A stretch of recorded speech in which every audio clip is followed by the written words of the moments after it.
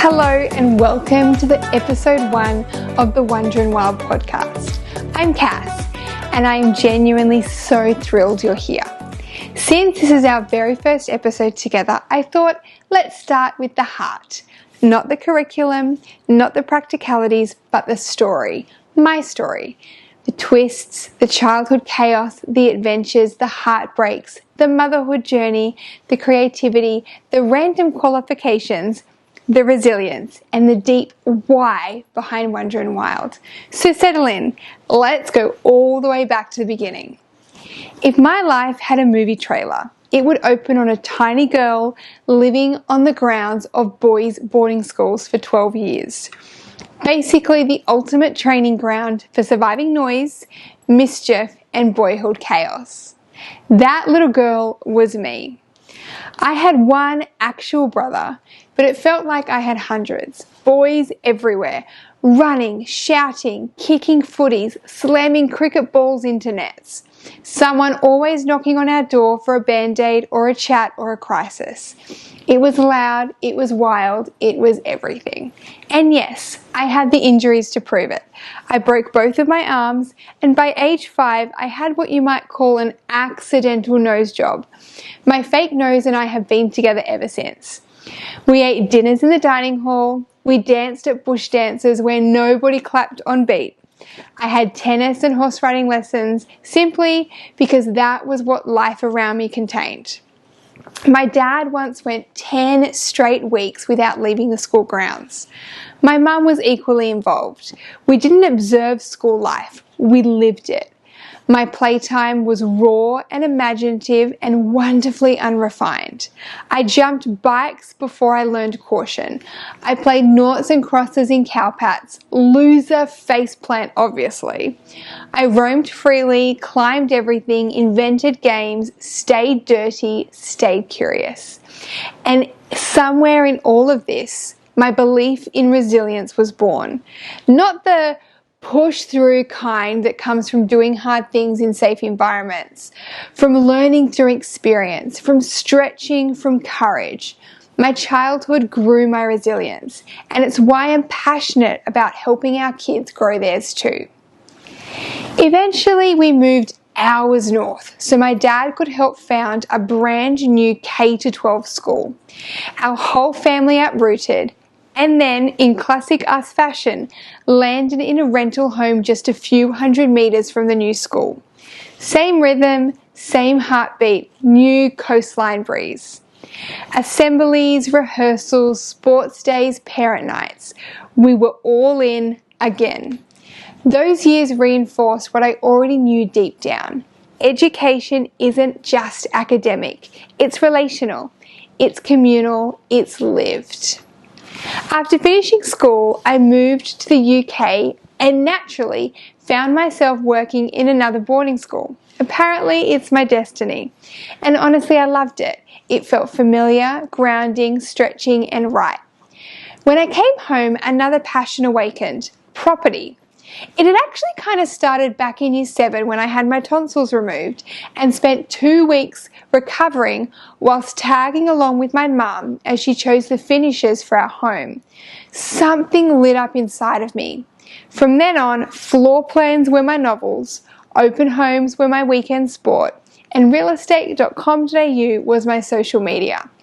So even though I earned early entry into university to study teaching, I also got my real estate license and auctioneer certificate, because why not do both? I worked in real estate while studying teaching. Open homes on Saturdays, assignments at night. 2 worlds that shouldn't go together, but honestly shaped me deeply. Somewhere in all of this, I started dating one of the boys I grew up with at the second boarding school. And it was like finding someone who already knew the language of my childhood. He understood my chaotic upbringing, my enthusiasm, my pace, my let's just try it energy.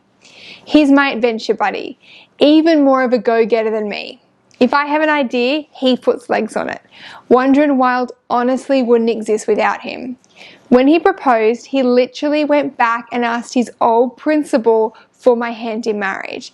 Childhood meets adulthood in one conversation. And the early years of our marriage, full, fast, and fun. We booked spontaneous trips to Hawaii 2 days before our flight.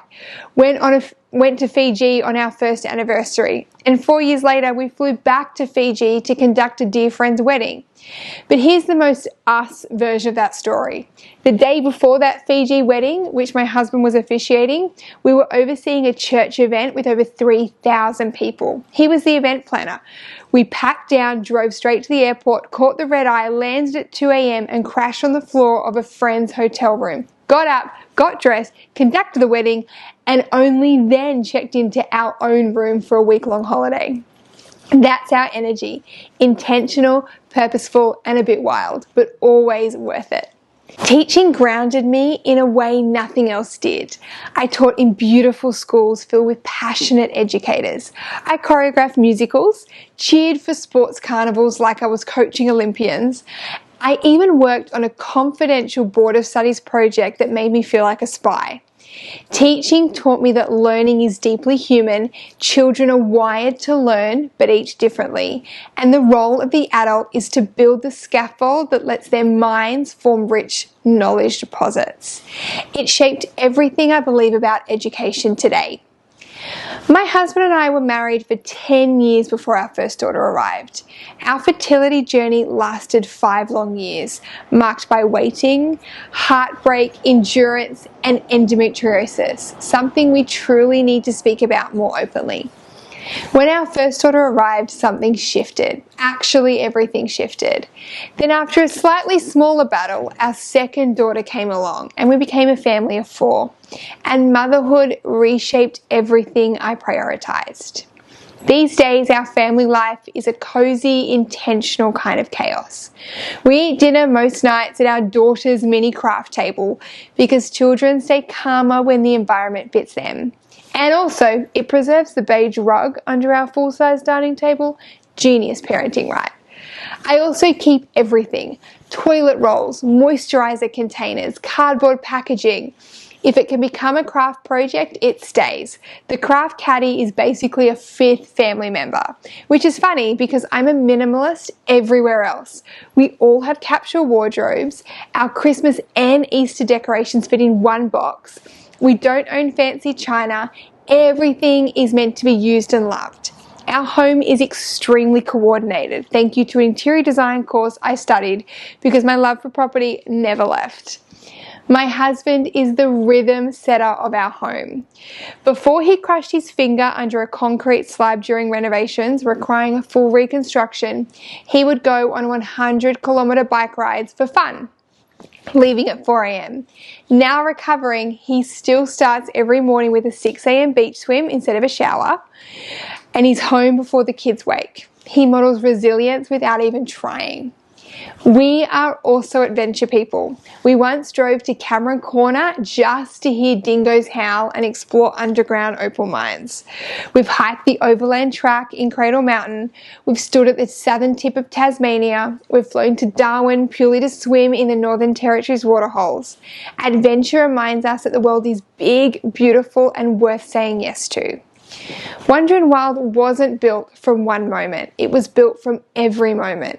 My childhood, my teaching years, my adventures, my fertility story, my motherhood, my creativity, my minimalism, my husband's let's do it energy, my firm belief that resilience is a muscle, my conviction that learning should feel alive, and my understanding as a teacher and a mum that children do not learn through boxes of books being posted to your door, prescribed thinking, a one-size-fits-all expectation. Children actually learn when their individual wiring is honoured, when they're given solid scaffolds but wide open thinking, when they're allowed to explore, wonder, question, build and create, and when their learning fits who they are, not who a system expects them to be. We are not raising carbon copies. We're raising world changers, each in their own way. Our job is to give them the tools, the structure, and the space to become the men and women they were created to be. That's what Wandering Wild is. academic excellence made for home, not classroom life, rigorous but joyful, structured but freeing, strong but spacious, the best of both worlds. And here, let me finally share some random facts about me, because no get to know me is complete without these. I only started drinking coffee in my mid-30s. I don't do scary movies ever. I drink distilled water. Yes, I know that sounds ridiculous, but I drink distilled water. Pink is my favorite color. I wear minimal makeup. I've watched the TV show Friends end to end at least 10 times. I once owned a jet ski and regret selling it every summer. I can ride a horse. I love baking. I'm gluten and dairy free, but goat's milk is fine. I'm a natural activator. If something needs doing, I'm halfway already through it. I love people, but recharge alone. Home renovation shows are my sport.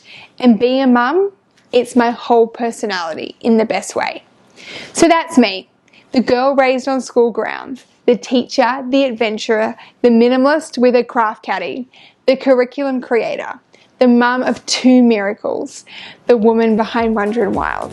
So thanks for joining me for episode 1. I cannot wait for what's ahead on these podcasts.